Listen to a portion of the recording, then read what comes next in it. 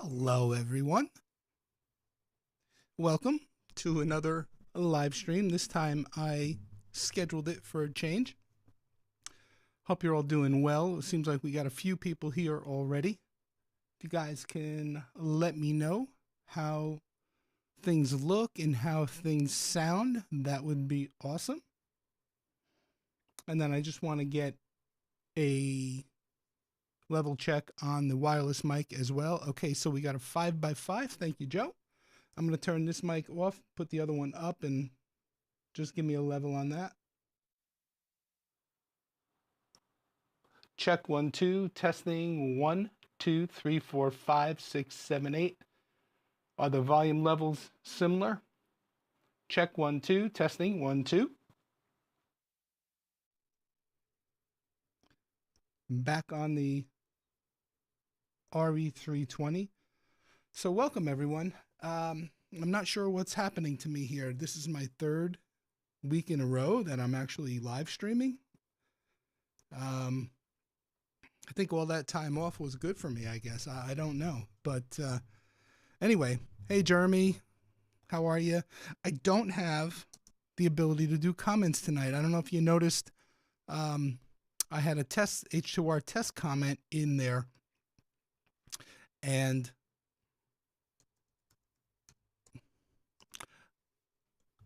I don't know what's going on with H2R. Last night it worked fine for the sports show. Last week it worked fine for me for my stream, but the stream before that, I think it was, it wouldn't work. I was getting an API error again every time I put the stream ID or the video ID in to capture the chat. So I don't know. So I'm just going to have to read the chat off of the YouTube studio in front of me. So you guys can't see it. Sorry, I can't put it on the screen for you.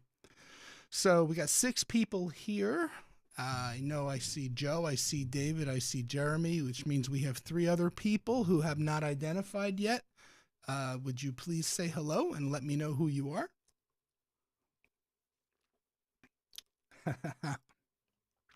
So, and Grish says, this stream every week. This is great, stream every week. I don't know about that, but I'm going to try to do it a little bit more frequently than once a month.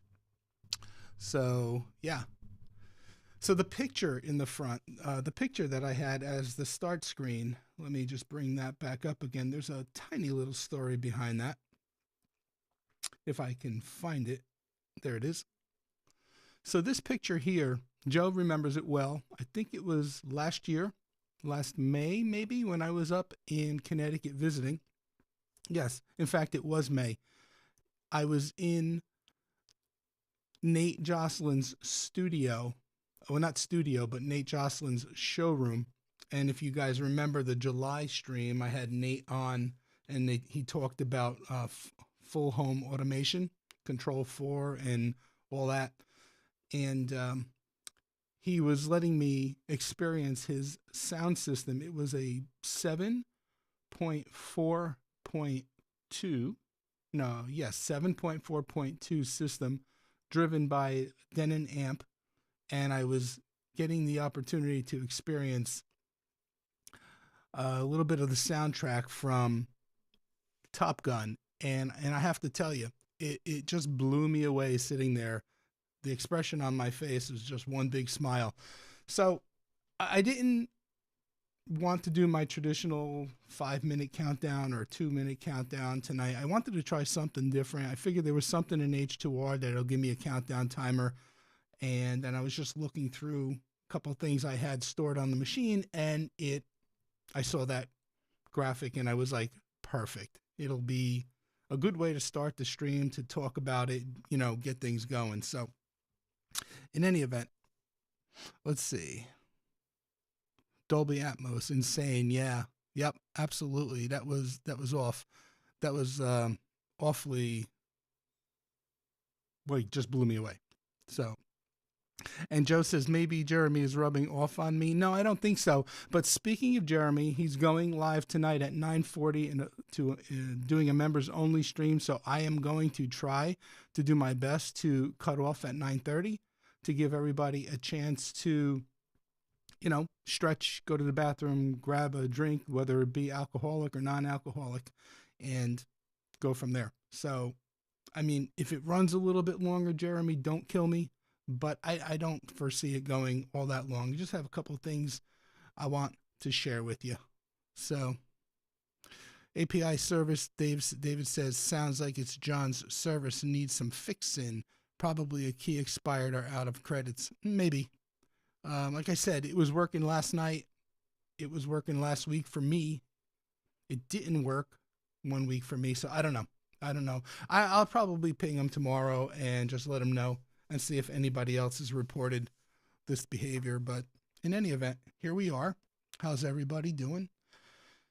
I've been feeling a little under the weather the last day or two. I thought it was a post-nasal drip, but it is the last 2 nights I've been feeling it in the back of my nose, back in my throat, little soreness. Swallowing at night seems to get a little challenging. I'm fine during the day as soon as I stand up and I'm vertical. But when I lay down at night, I start to get congested. And last night I was feeling it just around this time. It just started to come on, and I was feeling it about a half an hour ago. And I'm looking forward to doing this stream, and all day I was excited about it. And then all of a sudden, like I said, a half an hour, 45 minutes ago, I felt it all coming on, and I'm like, oh no. But here we are. I'll get through it. No issues.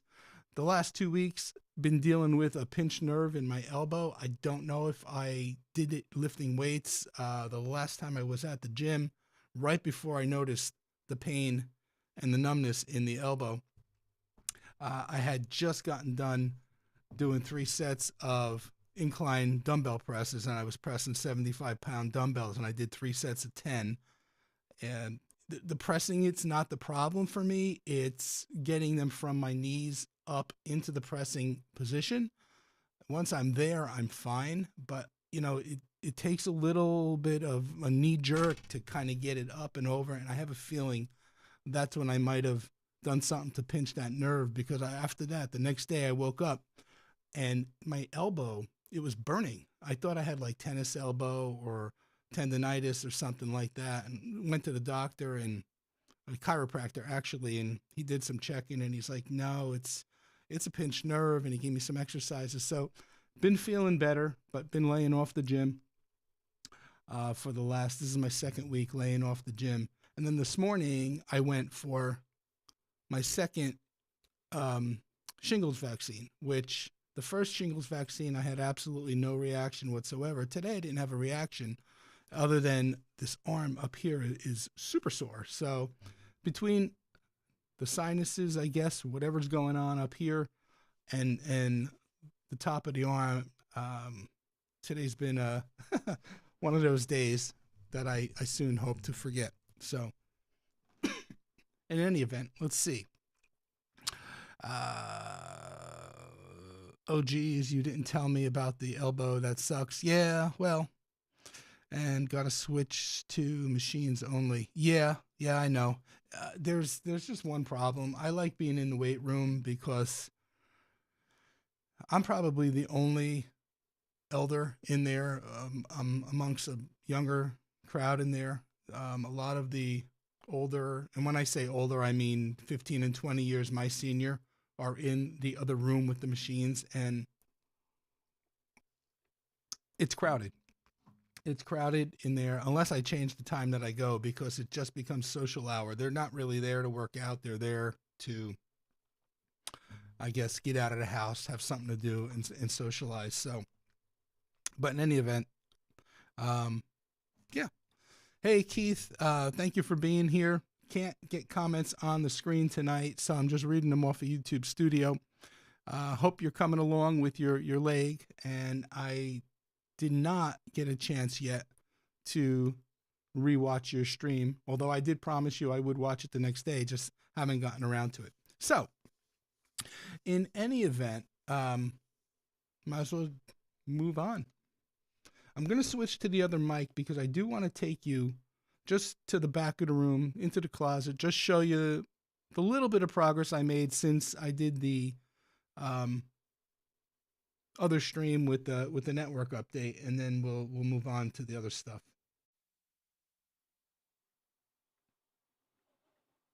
Okay, test 1 2. I'm back on the Rode Wireless Go. Let me grab my phone. And I'm trying something new. I usually use the Stream to Studio app to stream SRT over to the decoder. However, watching Aaron Parecki stream on Sunday, he had a portable rig and he was using on his iPhone an app called Moblin, like Goblin, but with an M. And I figured, wow, it's free. He said it's open source and it was a full feature packed app. So I said, well, what the heck, let me try it. So far, the little bit that I've played with it, it's really cool. I mean, Stream to Studio is super, super simple. I mean, literally, you put in the SRT URL and, you know, pick your bit rate and you're done. This thing is packed. There's a sidebar of features on the side here that has, you can create SRT streams, you can create RTMP streams, custom streams, and that's what I have set up, a custom stream to my encoder. There's the ability, and I haven't played with all these features, but in the sidebar, there's the ability to do interactive chat, regular chat, mute the microphone. There's a torch feature. I'm not sure what that is. You can set your bit rate. So pretty cool. So I'm gonna use this to take you back there. So let me just get it going and make sure it comes up. Okay, it says I am streaming. There we go. Okay, let me switch over. Okay, I'm going to try not to make you sick when I walk back there. Oh, geez, sorry about that. Yeah, I thought I normally move away. Sorry, guys. Like I said, I haven't been feeling 100%. The throat is bothering me a little.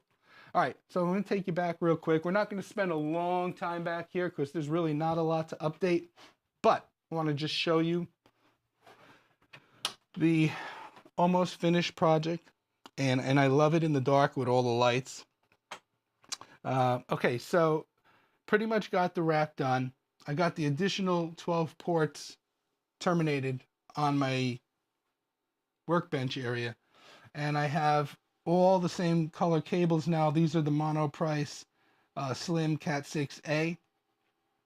And the only cables that are different are the fiber cables there. So everything is matching now. I got a little bit more tidying up to do back there and kind of make that bundle look a little neater. But hey, it's working. And the only thing I will say, I don't know if any of you guys have used these Monoprice Slim cables. I like them. I like the look of them. They're clean. They're sharp. But there is one con that I found out, which I did not know about prior to purchasing them, because this is the first time I'm using them. When you go to release them, they don't release. I mean, you can press in and press in and press in, and you really have to fight and struggle to get them to release. So I'm not happy about that, but they're in, and I shouldn't be doing too much moving around now that the rack is set up. I don't have my printer set up yet. I need to get a longer slim cable because I want everything to match. I had blue and yellow cables down here. I had black cables coming up across the top. So it's a little bit more uniform now. I need to get a longer cable for the printer over there, and then I'll put this back into its spot. And then my UNMS server this week crashed, so I have to deal with that at some point. So you can just see there, it's just simply unplugged for now. But that's that. And the UNMS server crashed on me about 2 or 3 years ago too. And I do have a backup, so it shouldn't be too bad to get it in place. Notice I don't have the Grandstream switch anymore on the rack, but I do have my phone plugged in.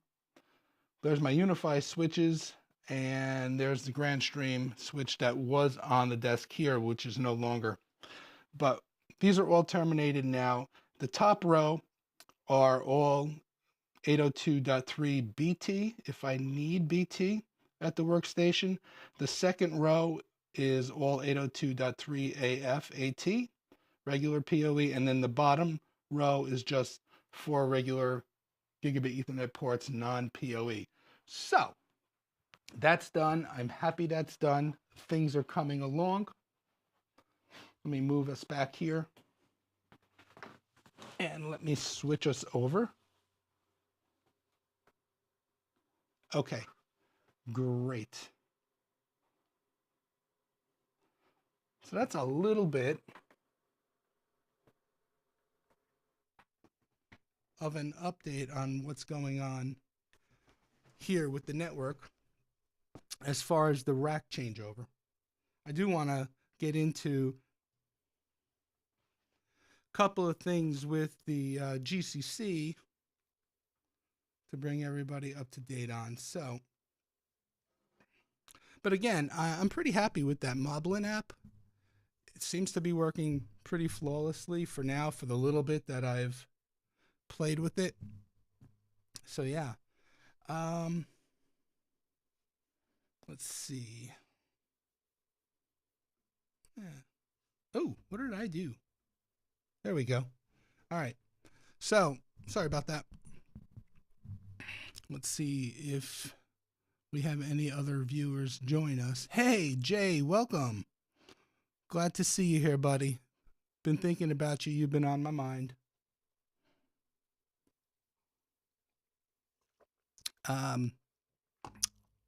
People are saying hi to each other. Joe says, I like that 2-gain Keystone plate with the different PoE. Yep, thanks, Joe. Appreciate that.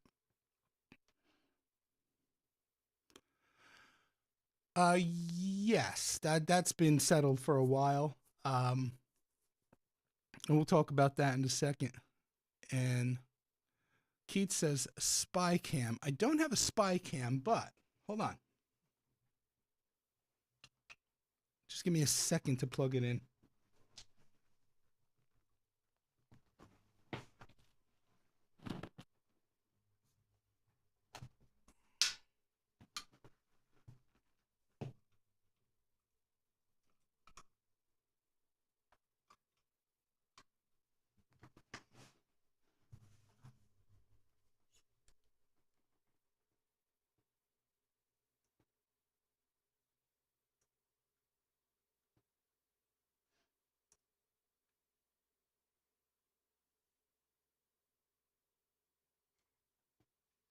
I'm not sure why the PTC Optics camera, I have to hit it like multiple times to get it to fire up. But once it's fired up,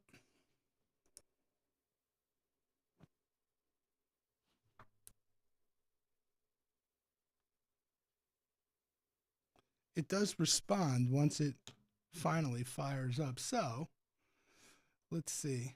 I don't have a spy cam, but I have kind of like an over the shoulder, kind of a sky cam, but it's not really up that high. But it's a pretty cool look. I like this look. So yeah, anyway. I don't know why I'm sharing senseless information with you guys. But anyway, there's my spy/sky cam for you. Keith says, Joe says, can't see the chat, so you got to read. Yes. Yep. Can't get H2R working tonight.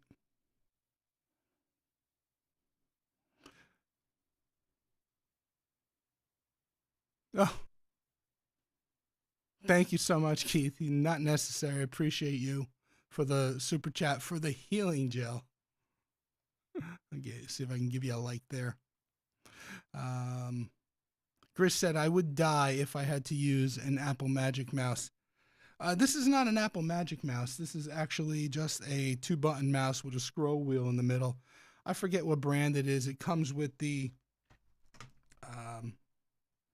keyboard that I'm using. It can control up to 3 different computers. So, yeah. Joe says, not senseless info. All right, so what's been going on with the GCC6010. Well, I'll be honest, I was getting to the point where I was just about to pull it off the network. I was losing confidence in it, and I told Grandstream this. I was losing confidence in it, not only because of the issues Jay was having with the all VLANs port profile, because I didn't have that issue, as Jay told you guys many times. But I had 3 other issues that I started to deal with this week, besides the issues I talked about in the last stream where it was hiccuping and dropping pings. That all got resolved after I rebuilt it. And I'm not convinced that wasn't tied into what I'm about to tell you now. So 3 issues that I had. One, the GCC would disconnect from the GDMS cloud portal. So what do I mean by that? Let me just bring it up on the screen and show you. And just let me get to a page where I know I'm not exposing anything. Okay. Get that up there. Get that up there. I'm going to go full screen on this because to see me in a split screen is senseless, because what I'm going to show you is kind of tiny. So, okay, on this screen here, in the top black bar here, you can see this little cloud icon, and there's a little green check mark, basically confirming that the GCC is connected to the Grandstream cloud portal, the management portal. Although I'm not managing the GCC from the portal, I do have it connected to the portal so that I have easy remote access to it and any switches and access points that it itself is managing. That gives me, easy access when I'm away from the network. That's the only reason I'm using the GDMS cloud portal. A lot of people put everything in the cloud portal. They'll put their GCC in the cloud portal. They'll put their switches in the cloud portal. They'll put their access points in the cloud portal and manage everything under that single pane of glass. I'd rather not do that, just personal preference. But that little green check mark that I showed you that it was connected, what was happening was it would connect initially, and then after a period of time, and I couldn't tell you exactly what that period of time was. Sometimes it was a day, sometimes it was 2 days, sometimes it was 15 minutes.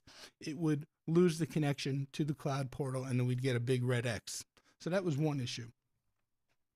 The second issue was I have here, let me go back. Now I'll bring it up full screen. There. Okay. I have under my networks, here are my VLANs, and I wanted to block the camera network. So I have all of the networks, the private networks protected so that none of the other VLANs can access like my main network. But I also wanted to take the camera network and I wanted to block it from internet access. And the rule was not working.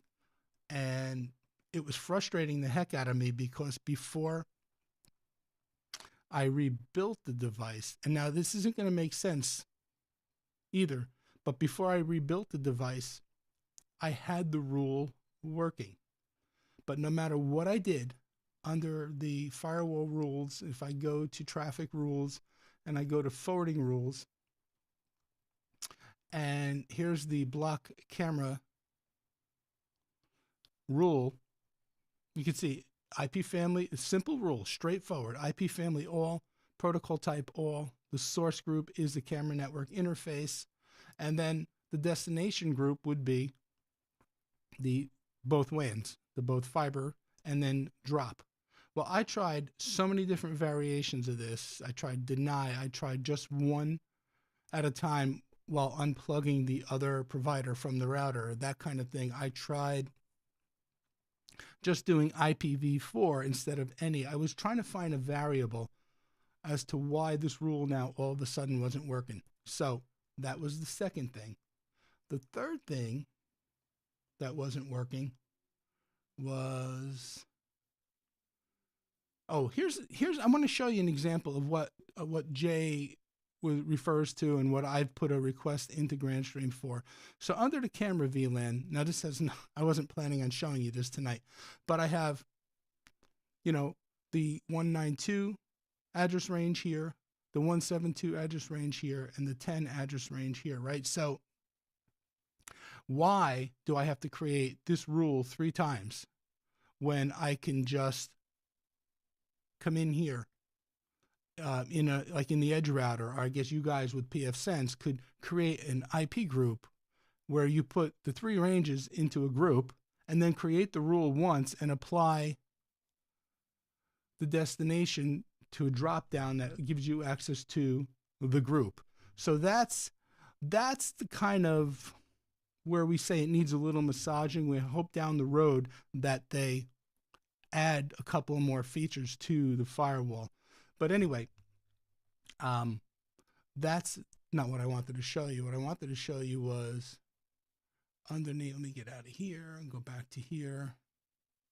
This right here, with the Grandstream GCC, you get 1 year free of the next gen firewall subscription. So with that, you get anti-malware protection, IDS, IPS, application identification and control, advanced web security, and now I see they added email security beta. Couldn't get this activated. Couldn't get this activated at all. So every time I tried to activate it, it failed. Whenever the GCC lost connection to the actual GDMS cloud portal, I would run a connection detection, and it would always fail at number 4 here, the TLS connection phase. It would fail. It wouldn't get past that. So anyway, that was that. So I will say that Grandstream has been extremely, extremely helpful, supportive. I finally opened up a ticket last Friday. They tried troubleshooting with me back and forth on the ticket a little bit. They actually offered a remote session, and we were on the phone, and they were in my computer. We were on the phone for 2 hours, almost 2.5 hours. We got 2 of the 3 issues resolved. The third issue, the firewall activation issue, he's like, listen, we're not going to get it resolved in this call. Can you give us access to GDMS cloud and the router so that the developers can go in, take a look, and try to get this working for you, which they did by Wednesday. So I have to say nothing but good things because they're there, they respond, and they help. They're willing to help. I will say the good news is, I remember I said I was starting to lose my confidence because of Jay's issues, and then now I had these 3 things going on. But I'm happy to report that none of my 3 issues were Grandstream related. One of them, the first one I mentioned, or the second one with the firewall rules not working, or the forwarding rule not blocking the cameras, I'm going to take ownership of that one because it was just a misconfiguration, but I'm going to show you what that misconfiguration was because I didn't think it was a misconfiguration. As soon as we removed something in my policy routing rule, the firewall rule started to work immediately. So that's my bad, not Grandstream's. The router losing connection with the GDMS cloud, not Grandstream's fault. And neither was the firewall activation failing, not Grandstream's fault. Those 2 things were a result of my primary ISP blocking that traffic, that connection out to the GDMS cloud. So what we did to rectify that, I mean, like I said, we were on the phone together trying different things, and what we finally did there, let me switch back to here, and let me take you into the, where is it? Routing, policy routes. Let me take you into here and show you. So when I created I have this web presenter to AT&T load balance going out the interface AT&T fiber. Let me open that rule and show you that rule. That's a load balance rule. There's only one ISP.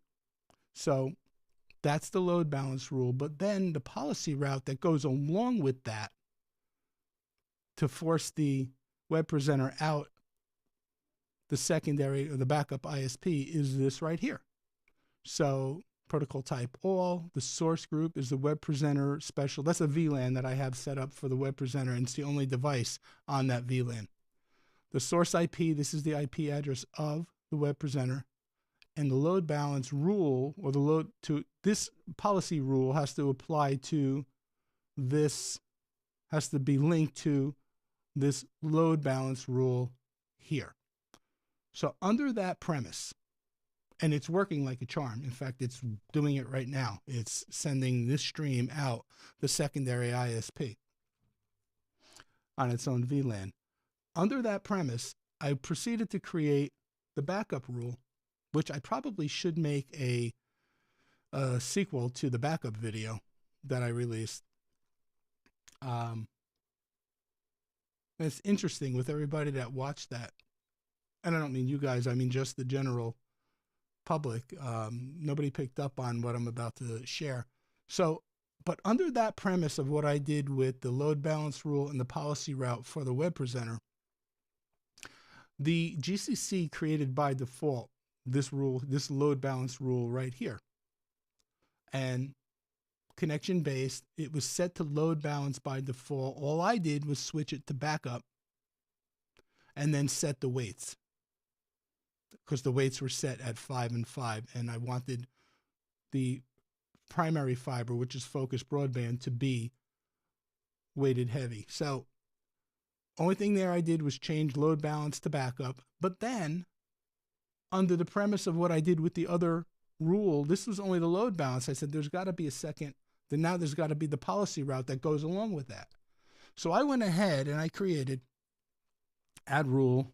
I'll just give it a name. I'm not going to save it. So add rule, I enabled it, yada, yada, yada, IP family any, protocol all. But then what I did here, I went through finishing all this, but then what I did here was the load balance rule that I applied it to was that default backup rule. Well, apparently that was conflicting and causing the firewall rule to not work. It took him and me testing different things, because we tried different variations. It took us about 45 minutes to come down to that. And then when we picked up on that, because I didn't realize it under the premise of the other pair of rules that I created. But he said to me, you don't need to do that. All you need for your load balancing to work is just this load balancing backup rule here. You don't need to add the policy route. So remove that. Again, my bad. And the firewall rule to block the cameras started working instantly. So that's that. Let's go back under the policy routes. I'm going to show you this rule right here, and I don't think it's a problem. What they did to get the router to remain connected to the cloud was, after doing some packet captures and analyzing them, saw that the primary ISP was blocking the traffic, so they just created a policy rule to force the traffic out to the cloud. And this particular rule here, I guess that particular IP address is keeping the router connected to the cloud. And very similar, even after that was set up, that firewall activation was failing. It took them 2 days to come back and say that they fixed it. And when I asked them what they did, we went in and we looked. they added these two very similar policy routes. And once they added these two IP addresses, they the firewall activation worked. So in any event, that's what's going on with the GCC. It's working, and it's working as expected. Who would have thunk that it was my primary ISP that was not passing that traffic out to the GDMS cloud? But remember, I said to you in one previous stream, and I'll use the G version, not the R version. If it's pouring dogs, Tony will get hit with a cat. Translate that to the R version for yourself. But anyway, it's working. I'm happy. It wasn't Grandstream's fault on those two issues, and it wasn't Grandstream's fault on the the forwarding rule not working. That was Tony's fault, right? For the misconfiguration. So I'm happy to say that my confidence level has been restored to what it originally was before I had these weird little anomalies. So in any event, let's go take a look at the comments. Alonzo, welcome. We don't have any comments up on the screen, so you just got to read them in the chat as we go along. Joe says, I notice you are using the PTZ remote on STS. Does Companion have PTZ control? Put it on a Stream Deck button. Yeah, I believe it does, Joe. But for the honestly, the little bit that I'm using it just for what's her name, Joni, to say hi, and for me to, kind of give a wave or a thumbs up when he acknowledges the two of us. If I was using it more, like I would probably do that, because I think it can be done, but I haven't explored that. But it's a good idea. Could you also go back to a couple of questions on the rack you missed? Sure. Sorry. Going back, people are saying hello. Oh, okay. What are those two devices above the patch panel on the left? The two devices above the patch panel. Oh, next to the GCC, I believe, on the top shelf. Those are the Bose amplifiers that I have connected to the one amplifier is connected to the front porch speakers. One amplifier is connected to the rear outdoor deck speakers. Bose is equivalent to the Sonos amp. That's what those guys are. So I'm sorry, I didn't see that question. Tech for Fun looks great. Question: did you do fiber for a particular reason? Yes, but this was prior to migrating the rack. Even in the old rack, I had those fiber cables. Because the DAC cables that I had purchased, I don't know if they were not good quality. I guess they weren't, because I was having all kinds of serious latency issues with the network. And I just decided, screw it. I'm going to go with the fiber, even though it's a short distance, but it's been perfect ever since. I hear people talk about DAC cables all the time, and I bought those DAC cables I bought on Amazon. So probably that's what I get for buying a no-name. Probably a no-name DAC cable. I don't remember exactly. So if you have any recommendations for good quality DAC cables, someone had mentioned 10G Tech, but I got the fiber. It's working. So yeah. I think I covered all those questions. If I didn't, let me know and just put it in the chat again.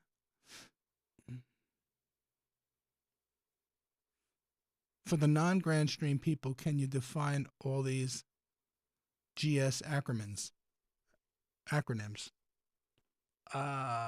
GCC. Okay, GCC is the I'll pull it up on the screen and I'll show you. It's for the convergence line of products.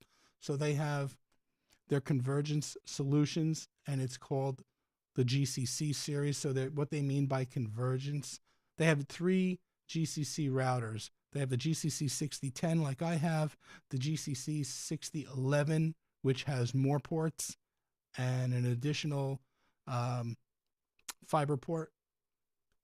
And so you could have 3 WANs on the fiber side instead of having 2 WANs on the fiber and 1 WAN traditional RJ45 like on the GCC. And then they have the, let me show you.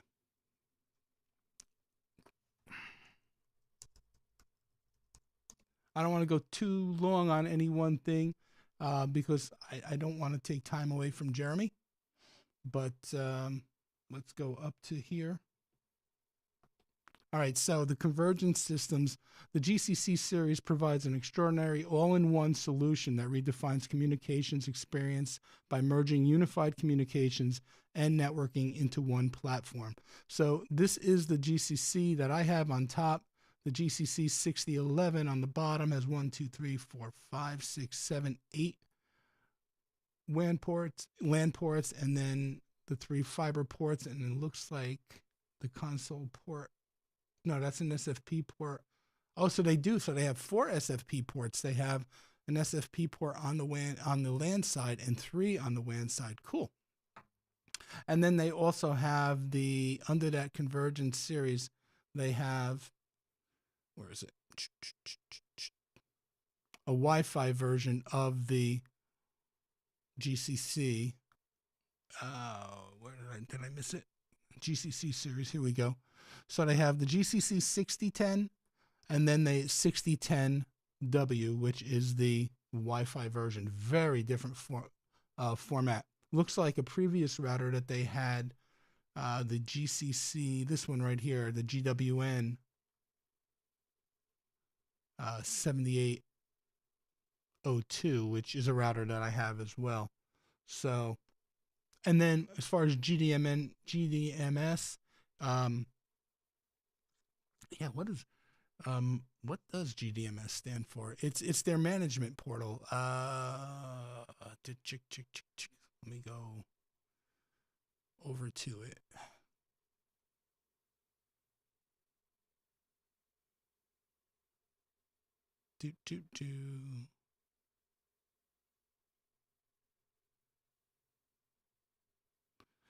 Hold on.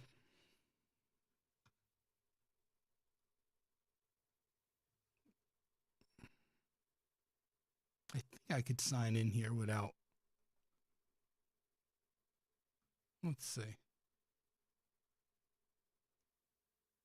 Just in case, let me sign in down here.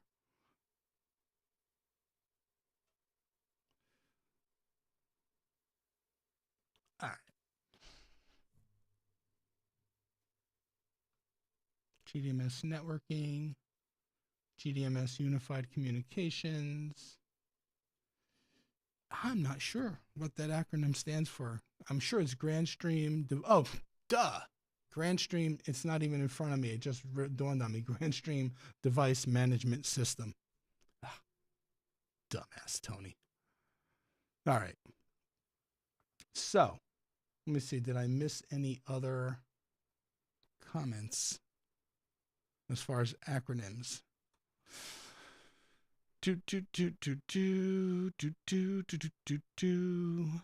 Nice Grandstream provides options. Yeah, Alonzo, they really do. This is the second time I had reached out to them for support, and they're there. They're there, and yeah. So Jay says I still need to email them back and do a remote session. Yeah, yep. But since I made my network work, I don't know if I can go back. And yes, Jay, my ISP is my primary ISP is blocking that traffic. Was discovered in a packet capture. So, hello, Allie.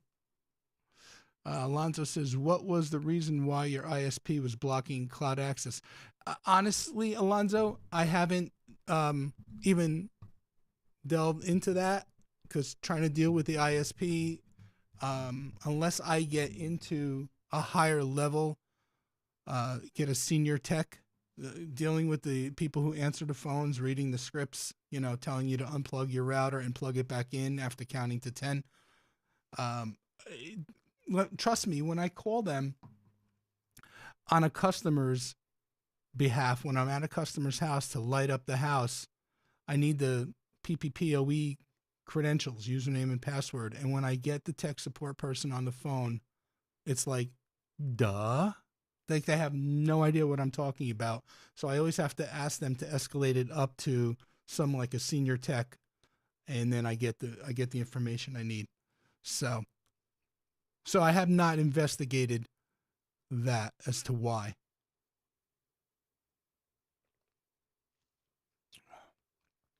And GCC using static IP addresses for their cloud. Well, behind the URL of gdms.cloud, that's the URL. Yeah, why would ISP be blocking? Couldn't tell you. Ali, which Grandstream AP outdoor did you use? Grandstream AP outdoor I haven't used, but let's take a look. Let me see.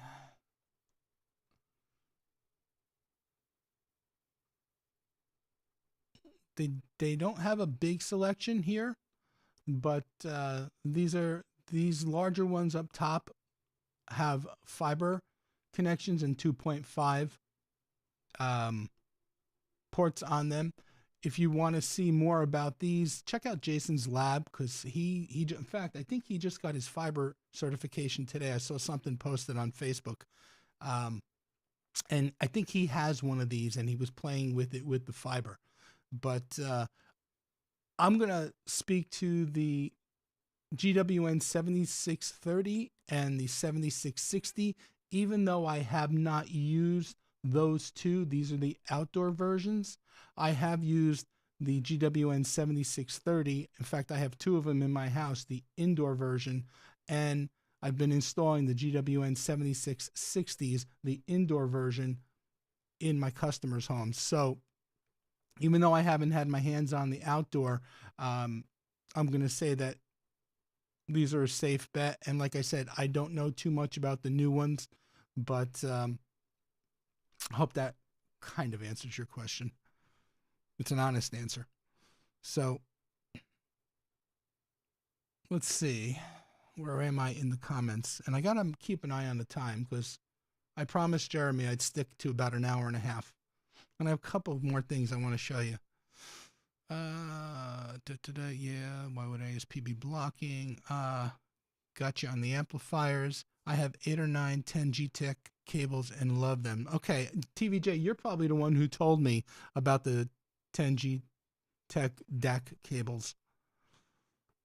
I love when Tony explains things. You can tell he was a teacher. Oh, thanks, Joe. So GCC is router. Got it. I get so lost with the naming of the Grandstream products. I get it. You don't use, it's not that's not the ecosystem that you're familiar with. So I get it. I mean, I'm lost now with the Unify stuff. Even when I was selling Unify and installing a lot of Unify, I was lost with some of the, excuse me, some of the names, and because they just had so many products, it was just so difficult to keep up. Keith says, sent you some photos via text. You showed your sky camera. So this is my backyard and my scooter.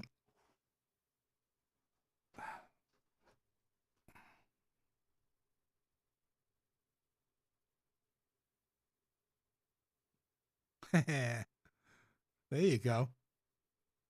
Nice looking backyard. I think I've seen it in other clips you've done when you did your fountain videos and stuff like that. So cool.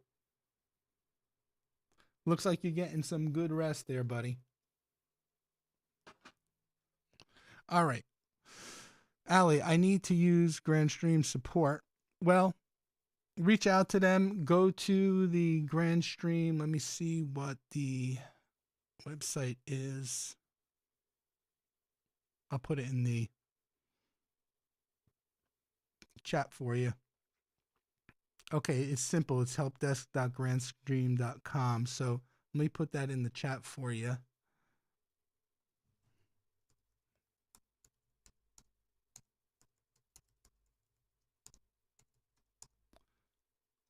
just go to that address, Allie, and create a free account, and then you'll be able to submit tickets. Let's see. That's so weird that your ISP is blocking it. Yeah, and the AT&T fiber's not. Go figure.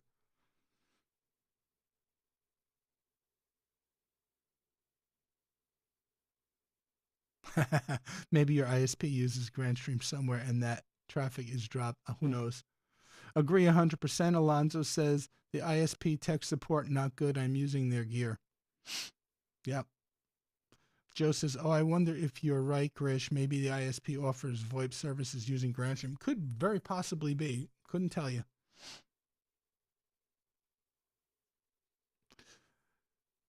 Ali says, support for Grandstream GCC IP PBX, how I get it. I just sent you that link. And like I said, create a free account, Ali. And open up a ticket. I mean, I don't know what kind of issues you're having. If you want to email me, I'm not using the PBX, that's built into the GCC, but it's pretty much the same interface. I'm using a separate UCM6302, but maybe there's something I can help you with. I don't know if you want to email me a detail description of what's going on. Maybe I can give you a hand. We'll see. Otherwise, I would say just open up a support ticket with Grandstream. My email. I'll give you my business email.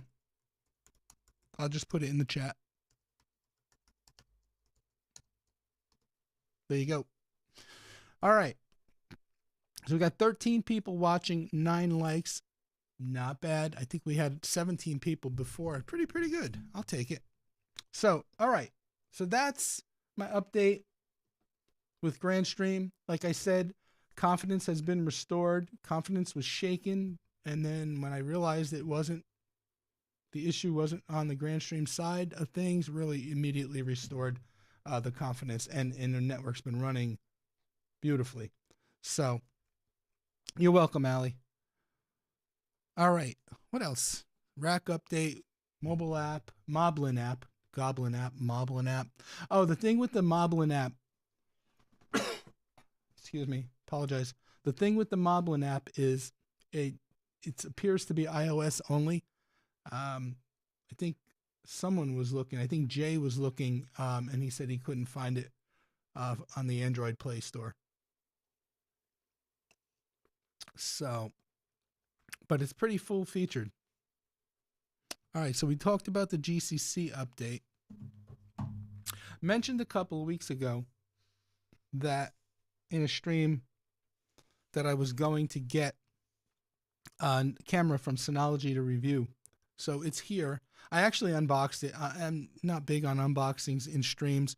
I actually unboxed it because I did a first look video on it yesterday. Did a little editing today. It's dropping tomorrow morning, I think at 8 o'clock or 7 o'clock. I'm not sure. But here it is. And it's this guy right here. This is the Synology CC400W. Comes with a 7-foot cable and a 5-volt USB-C power brick. Pretty neat camera. Let me see if I can switch to the overhead.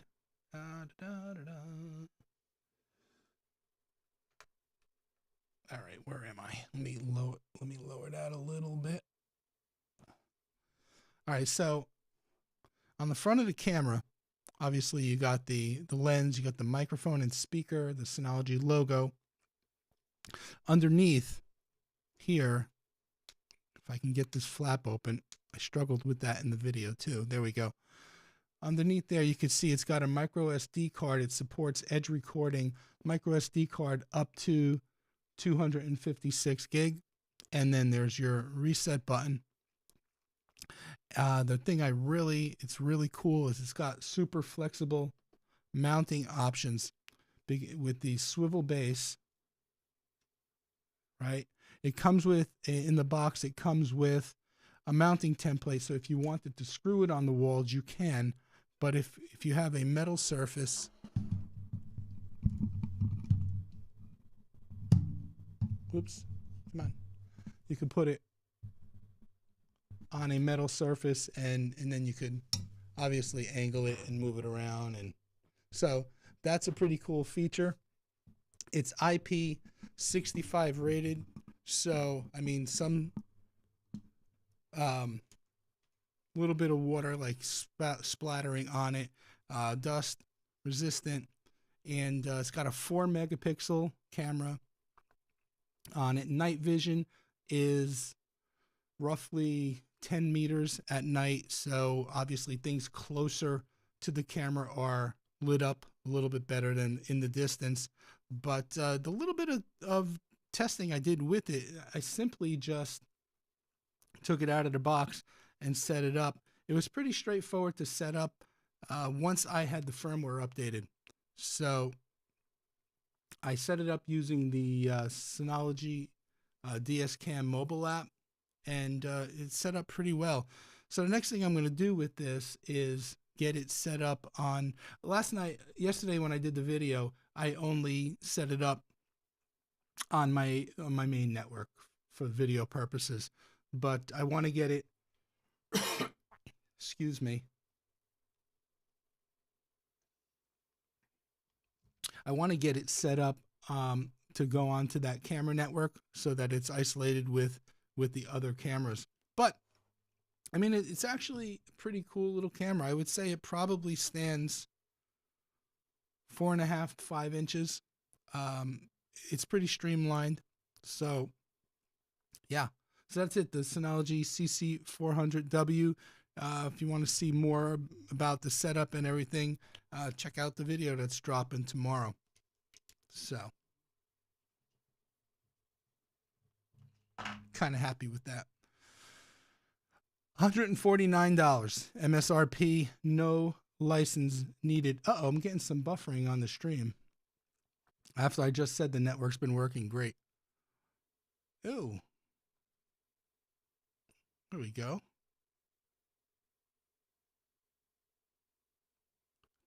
There we go. I should be back, hopefully. Let me know if you guys saw anything.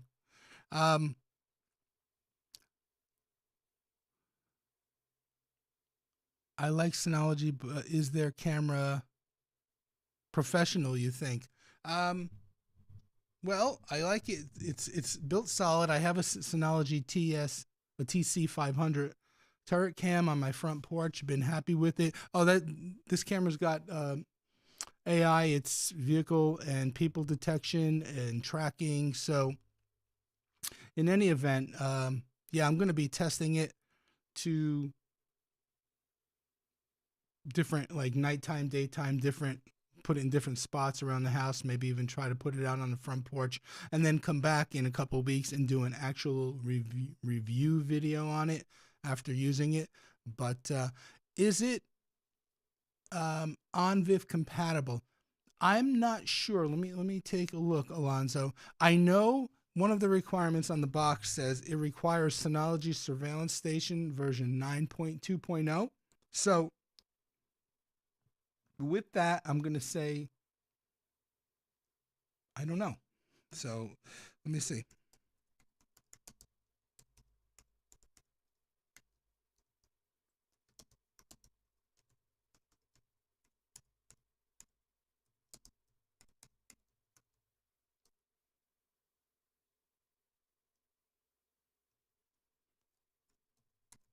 Let's see.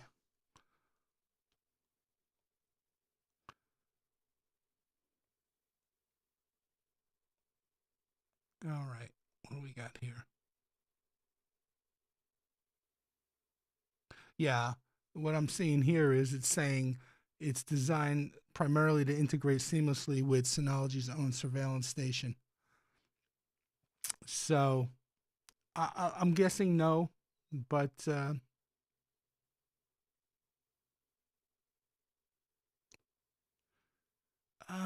although Naz Compares, he's a YouTuber, you've probably seen his stuff. He says he does a lot of Synology reviews. he says here, overall, the CC400W presents itself as a quite pleasing and well-packaged kit, a cut above many other supported on-VIF cameras. So maybe it does. I'm going to have to look into that a little deeper and just reach out to my Synology rep and get clarification on it, because I didn't see anything in the spec sheet that I went through that mentioned on-VIF, because trust me, that was a question I had myself. So, all right. Let's see.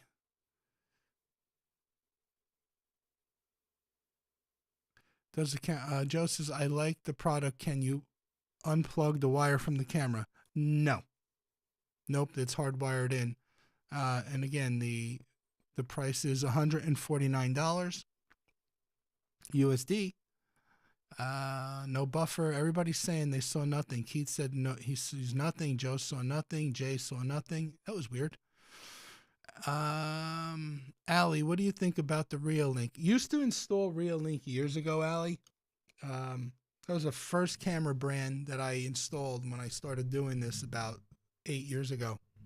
And I've done a couple of reviews on them, but it really all depends on what you're looking for, and make sure they meet. I'm not sure they meet all of the legal requirements, like if you had to produce video to be shown in court, that kind of thing. But I mean, for what they are, I mean, if you're going to look at Reolink, go a step up and look at Amcrest cameras if that's the price point you want to be in.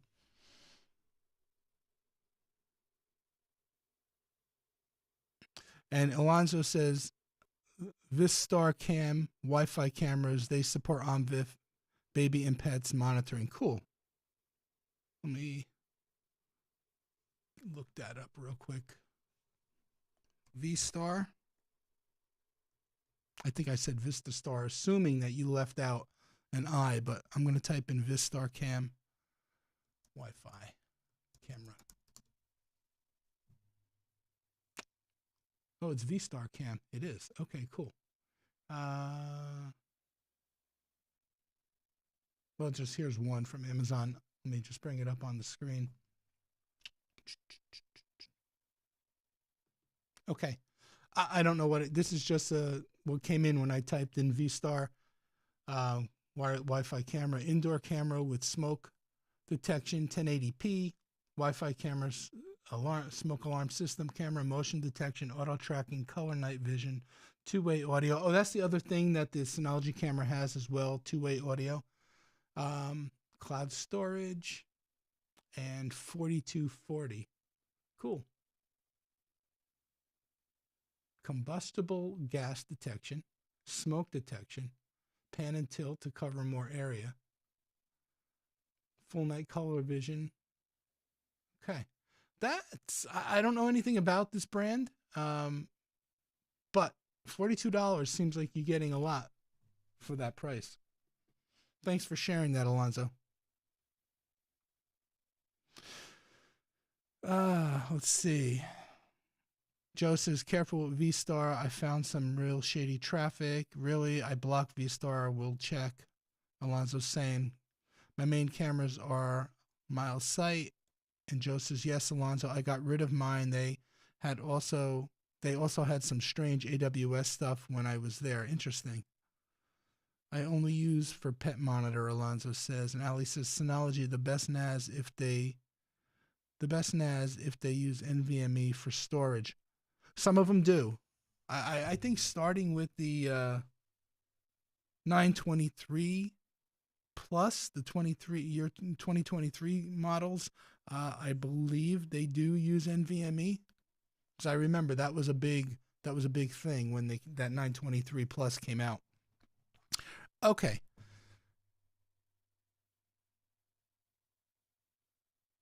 And then Alonzo's saying, we'll replace with the Hikvision indoor 4 megapixel PoE cube camera. Interesting. Let me look that up real quick. What was it? Hikvision.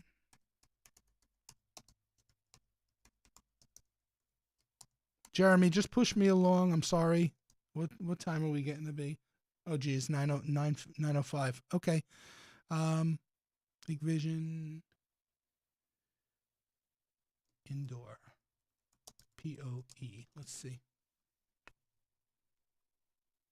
DNC224. Is that what he wrote? NC DC244. 254. Well, I don't know if it's the.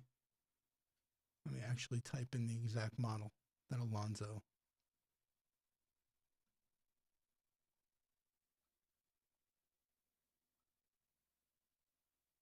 Let me copy that.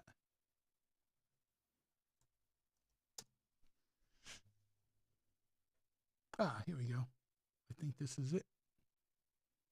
Yep. All right, let me bring it up. The Hikvision Indoor 4 megapixel DS-2CD2443G0 IW PoE cube camera, 2.8 millimeter lens with built-in SD slot, Wi-Fi, two-way audio, English version, replacement model. Okay, so $117 for the Hikvision 4 megapixel. Cool. Again, thanks for sharing, Alonzo. All right. Jason Palmer, I'm using TP-Link Mesh Wi-Fi 7 system BE10000. I really like it with DDNS ability for my Synology NAS 1618 Plus. Cool. Thank you, Jason, for sharing. Jeremy says, you've still got time. I'll probably drop out in 15 minutes so I can get equipment turned on. Cool, no problem. And Alonzo says, yes, I have 2 of them. They are on VIF. Okay. Moving right along, there are 2 things. Well, there's one real quick thing I want to show you. I just picked up this power bank from Amegat, AMEGAT. It's got USB fast charging, USB so you could charge right off the unit itself. It's got a USB fast charging port and a USB-A port. It's got a digital display. You really probably can't see it. I don't think the overhead will do it justice, maybe. So it's got a digital display where you can see the time remaining, the wattage being used, things like that. It's a 20,000 milliamp fast charging power bank. You could charge 2 laptops with it simultaneously. It's got 100-watt output, 65-watt input. And I will tell you that what I do, I have gotten, when I run my iPhone down to 10% and it's really in the red, I've been able to charge, when this thing has a full charge, I've been able to charge up my iPad 5 times, not my iPad, my iPhone, from 10 to 15% to full charge 5 times with this guy. So I'm real happy with it. I'm not sure what the actual price is on it. Let me take a quick gander, see if I can find it and pull it up. But I just wanted to share that with you.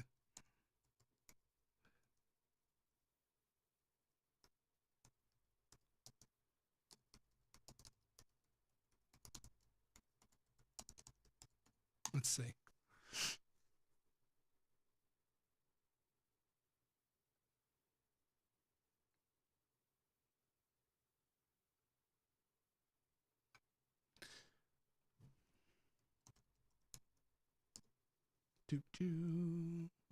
Might as well just switch over and search while we're. Let's see if there's an actual model. Yep.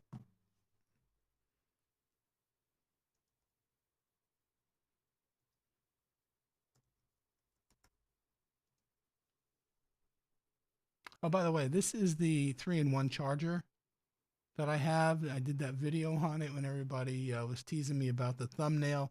This thing is great. I love it. Where is the power bank? Here's a version of it. This is a version without the cable, $32. Where's the one with the cable? Huh.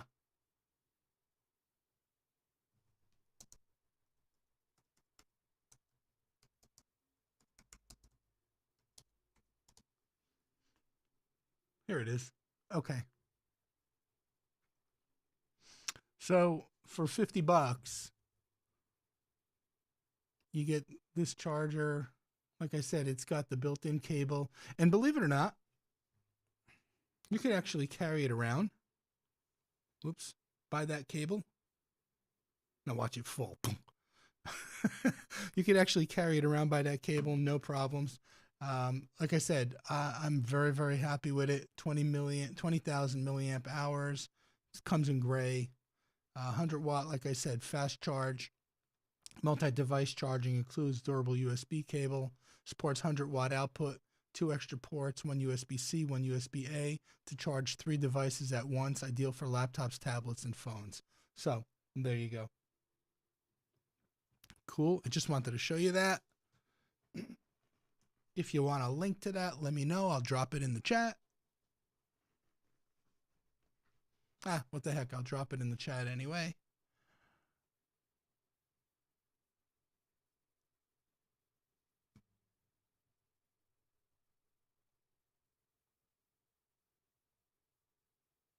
There you go. Do what you wish with it. Let's see. Alonzo says Ugreen has a great sale for their power banks. Yeah, Ugreen was, well, they've been in that business with cabling and power banks for a long, long time. They just hit the NAS market. I think it's a year in March this year.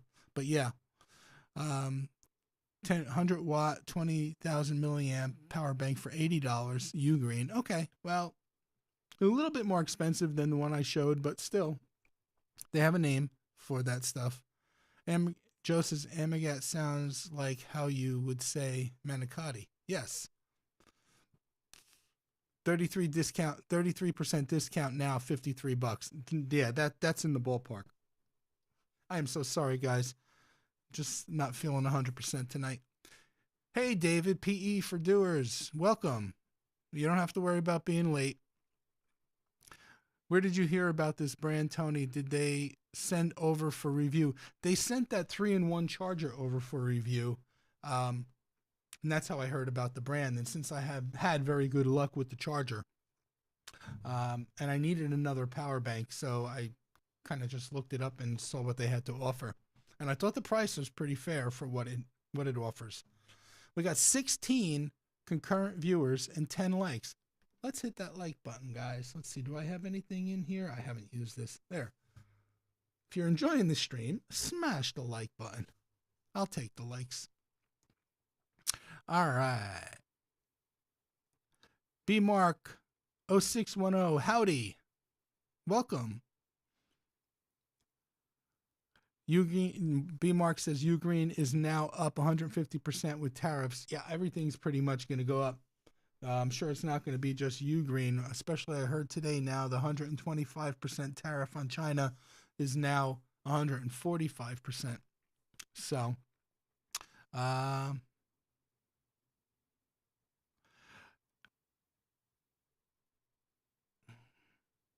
speaking of Ugreen, have they been updating UI over time regarding the NAS? Has it been getting better? Yes, it's snappy. It is, they've added, I think when it first came out, they had 5 to 7 apps in their app store. Now I think they have, well, I think I saw the last time I scrolled, it was close to 35 or 40. So yeah, over time, they're developing it. So.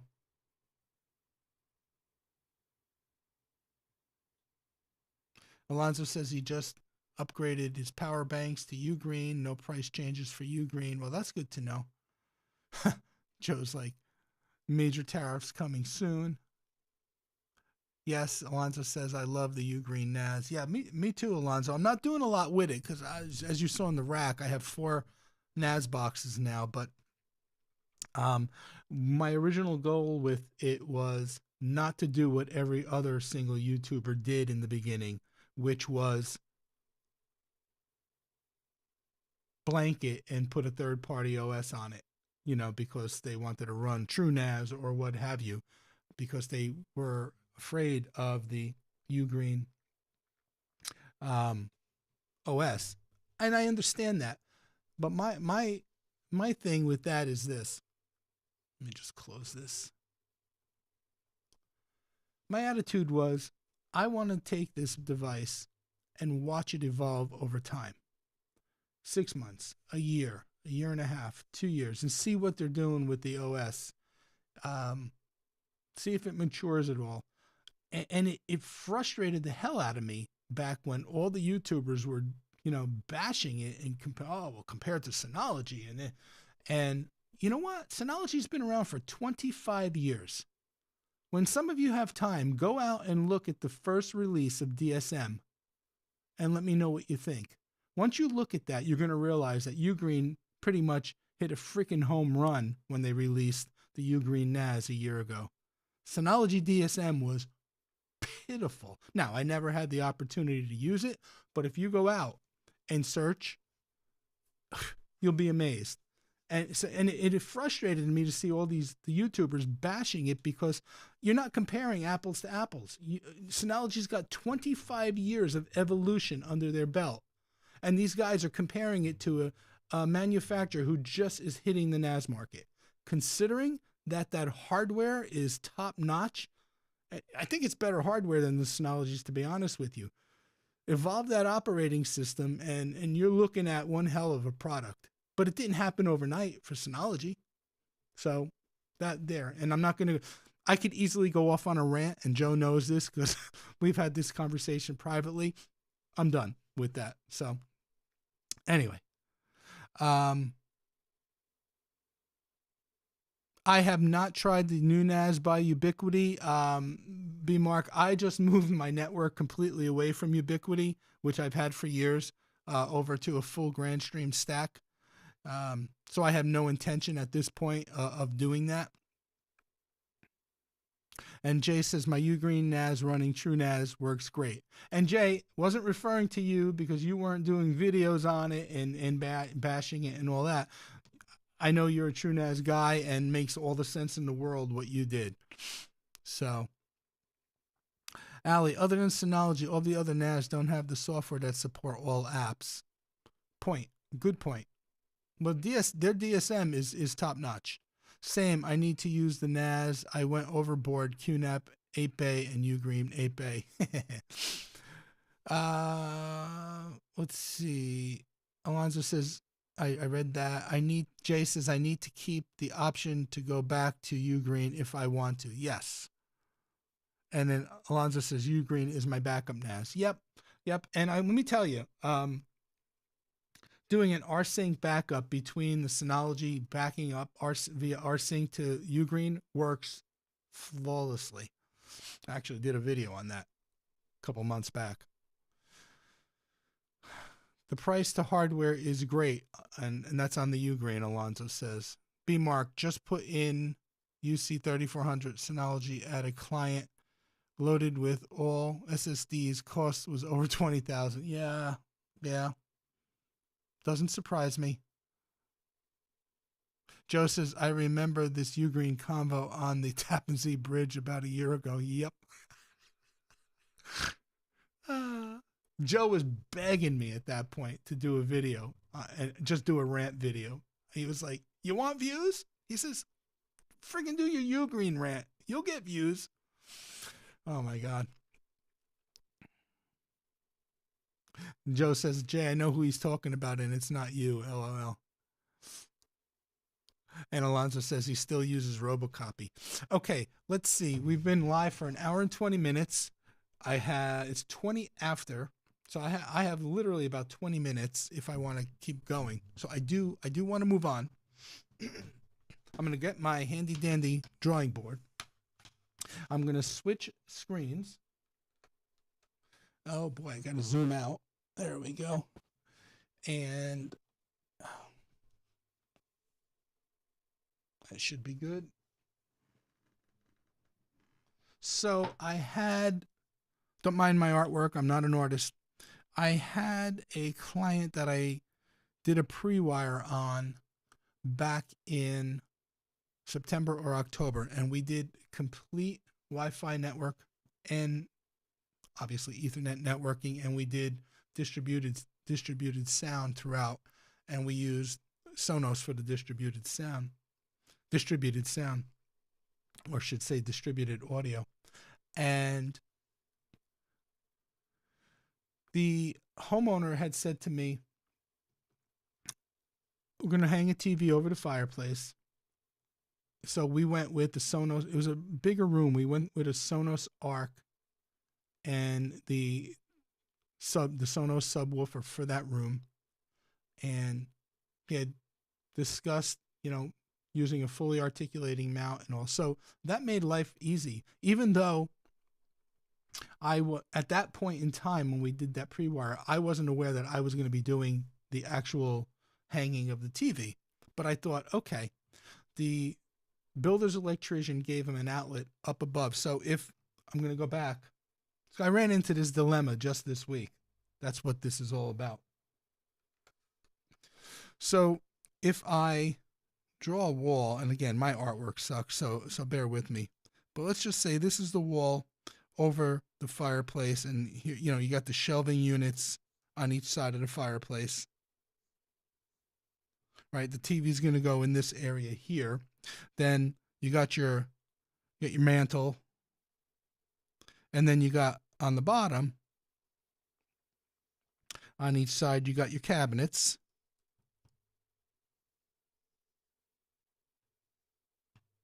Okay, you got your doors, whatever, and then you have your fireplace here.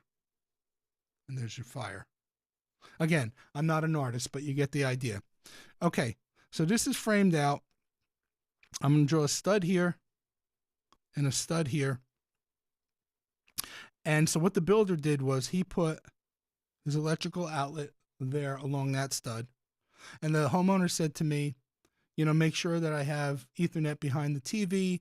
And I said, yeah, not only for the TV, but for the Sonos Arc, the original Arc, you need to hardwire it as well. So I dropped in line with the AC outlet my box with my 2 Ethernet cables. Well, then the homeowner had called me at one point, and I said, I noticed that when we were there pre-wiring and stuff, that there's no line going down, no HDMI cable or HDMI cable going to, or a network cable for that matter, going down to the closet, like from this wall here. There should be something behind the wall with a chase. And I said, do you want me to install a chase? Because I don't see one. And he said, no. So I said, okay, fine, no problem. And my attitude was, at that point, since he's going with a fully articulating TV,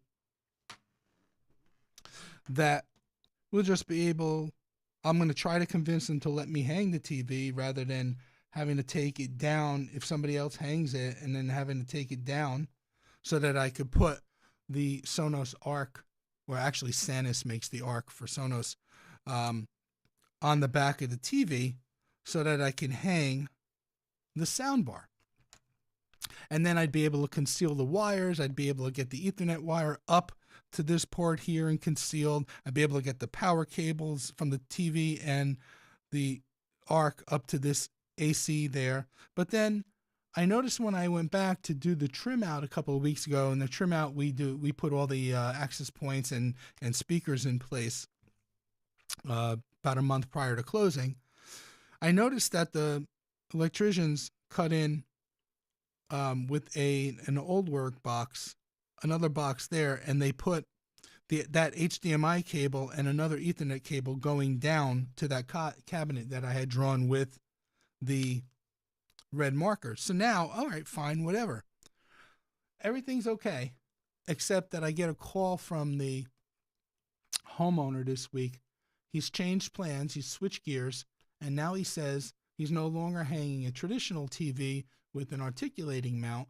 He's buying a Samsung 65-inch QLED frame TV that comes with the separate Connect One box. Now, if you don't know what that is, on a frame TV, it looks just like a picture frame, and it literally sits ultra flush against the wall. There's maybe a 1/2 inch to 3/4 of an inch gap between the wall and the back of the TV.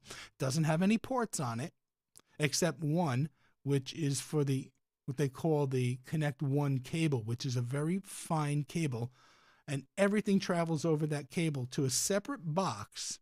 It's like a 14-inch box, and it has all the I/O on it, all the HDMI ports, the power port, the Ethernet port, and that box is going to go down in this cabinet here with a Sonos. Down in this cabinet here where the Sonos amps are going for the ceiling speakers. Fine.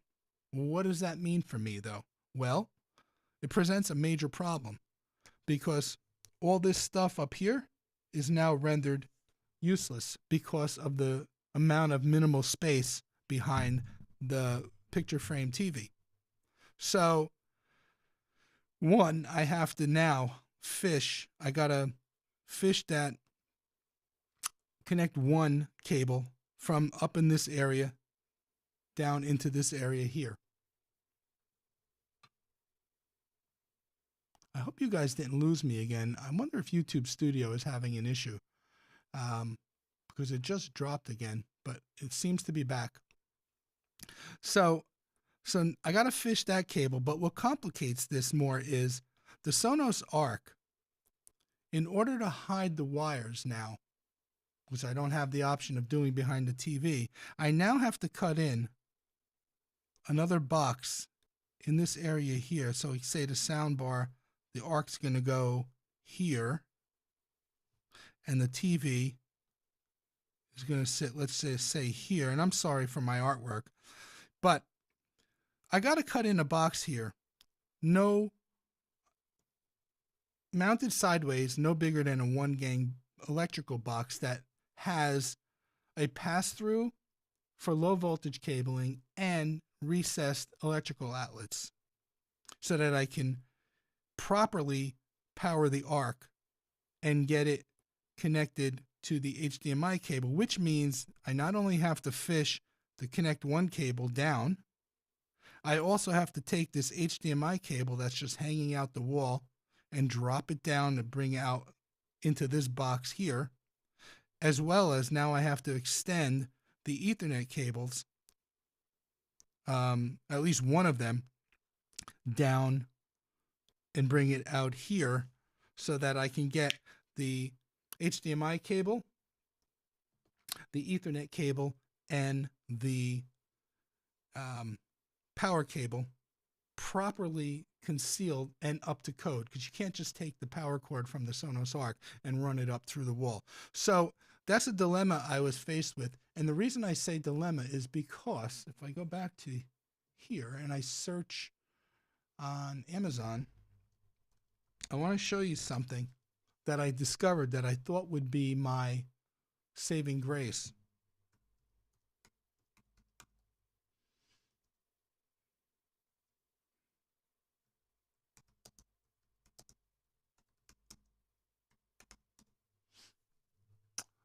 I've used Echo Gear products, this product right here, to add outlets behind a TV, but then they also have this right here.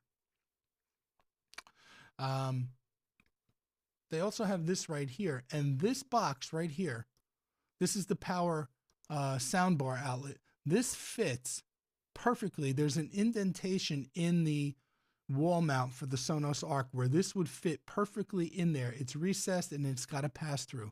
However, because there's a fireplace on the bottom, I have no place to put this other outlet that would be pulling power. So you plug this extension cord into a regular outlet that has power. It sends the power up to this outlet and this outlet. The thing is, because the fireplace is down below, I only need, I don't need this outlet right here. What I would do is I would reverse it somehow, use this. I don't even know if this would be a solution, but I had called Echo Gear and said, can I use only one of the two outlets? Is it all super hardwired? And he says, you know, I spoke to a representative and he said, no, you can't just use this and one of the outlets. So that ruled out that. So now I'm scratching my head, because if you just can't go to Lowe's or Home Depot or an electrical supply store and buy a 1-gang outlet with a pass-through. They're wider than 1 gang. And you don't want wider than 1 gang because you only have so much height on the arc to cover that 1 gang box. So if you get something that's a little higher than 1 gang, like the ones you sell in Home Depot and Lowe's, you're going to see it. So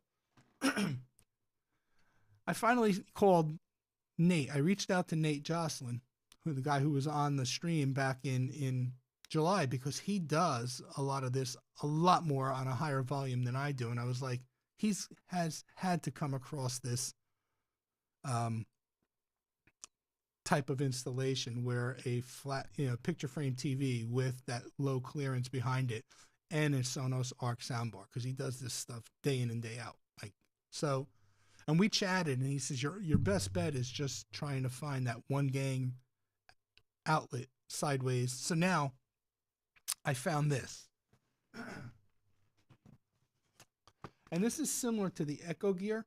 Let me see if I can pull it up on the screen instead of, so you could get a better picture of it. And I thank Nate for pointing me in this direction. Yeah, let me pull this up. Okay. All right. So this is a product from PowerBridge, and it's $49, and I'm not going to need this outlet here with the prongs or the extension cord, because what I'm going to do is just, you notice that they're not connected. It comes with individual Romex cable. So what I'm going to do is I'm going to lay this one outlet here on the left sideways behind the arc. I'm going to pull the HDMI cable and my Ethernet cable after I extend it in through this pass-through, and I'm going to use the Romex to tap this outlet into that existing outlet that the electrician put up there on the wall. And I'm lucky because, sorry for the messy drawing, but because all of this is happening inside the same set of studs, inside the same bay, it'll be easy for me to extend the Ethernet down to here where I'm putting that one box, that sideways 1 gang box. It'll allow me to pull the HDMI cable easily down, and it'll also allow me to fish up the Romex cable and tap into take the power off of that outlet. So that's my solution. In theory, it sounds like it's going to work. I hope it does. I've already discussed it with the homeowner, and I don't really know what my other answers are other than having wires showing, which that's not something I want to do. All right, so let's go to the comments, because we're getting close. We're getting real close. And then there's one real fast thing I promised I would show if I went live again.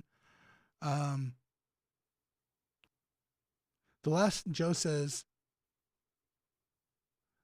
the last few times I've seen the whiteboard, I've been meaning to tell you, you should turn the camera 180 degrees so we have the same view as you. Yeah, I could do that. Jeremy says, I see some of you on my member stream at 9:04. Hope to see some of you. Yes, please head over to Jeremy's stream. I'm going to try to finish as close as I can to 9:40. Jeremy, I apologize if I go like 5 minutes over.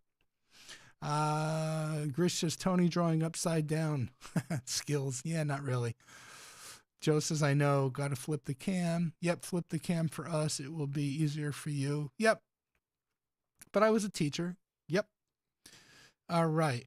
No drops here that I noticed. Cool. Alonzo, 10-inch recessed box with power. I'm going to have to look at that, Alonzo. Can you drop a link to what you're talking about in the, oh no, you can't drop a link in, sorry. Well, that is obnoxious with the frame TV. Well, it is, but it's the shit you run into when you do this, right? Recess power low voltage TV box kit. Okay, I'll look that up. Jason's Lab, welcome, Jason's. Congratulations. I saw your achievement on Facebook. Way to go, buddy. Hey, Tony, why not get a 2-gang box? I can send. No, because it's going to be too high. The sound bar is not going to cover it. The whole idea is to only see wall between the bottom of the TV and the top of the sound bar. But thank you. Wow, those prongs. Isn't that even, that's legal? It's legal, Grish, because it's already pre-wired. It's all what they call what's the rating? Approved. It's legal, and it's by code, because you're not actually doing any wiring or tampering with an existing outlet. Kind of like what I'm going to do. Fortunately, I have electrical background. I'm not licensed, but for something like that, I could do it. But if I want to play it safe and smart, I'll probably bring in my buddy, the electrician, to come in and just make the physical connections. But yes, it's legal, and those prongs, like, it just taps in and plugs into an existing outlet. So you're not tampering with any of the existing house structure. You're just adding a pre-wired, electrically improved, I don't know if that's even a word, power kit. Jason, he's trying to fit it behind the sound bar. What about a single gang brush box? Run the wires up behind. Can't run a regular power cord, like the ARC power cord, behind the wall. It's not up to code. But yes, got to have power too. Okay, this way I don't screw Jeremy up too much. I promised you I would show you these once I got them. These things are awesome. It's my Vision Aid dentist glasses that I talked about potentially getting to help me see wires when I'm terminating Ethernet cable. So here they are. They go on like this. Now, there's a light on the top, right there. Now, I don't have any lenses on them right now, but there's a light on the top. You just got to remember. Oh, there's the on-off button. I just got them yesterday. So the light goes on. Where the heck is it? There it is. There's 2 settings, dim and brighter. The light is tiltable. The whole mechanism is tiltable. Oh, I still have the light on. You can see it shining on the desk. And then it comes with 5 different magnification lenses. So it comes with a 1, a 2-time magnification, 2.5, 3, and 3.5. So you just simply insert the magnification lens in, it snaps in, and now you can angle down. So, I mean, my God, I can see every crease and imperfection in my skin and my thumbs. So working, especially with the light on, doing Ethernet cables, golden. So anyway, when you're my age and your eyes are starting to go, you need all the help you can get. So, all right, let's see. 9:40. All right, so shared a link to the glasses. Yeah, we'll do. Hold on, Alonzo.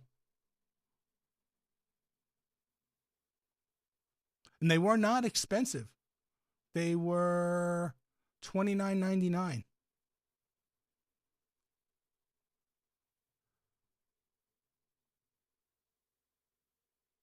Copy. And here you go. Here's the link to the glasses. Alonzo, nice. Please share the link. Could have used those glasses on that couldn't. I probably could have used those glasses on that shoot in Brooklyn. Yeah, I would have been able to see if the cameras were in focus or not.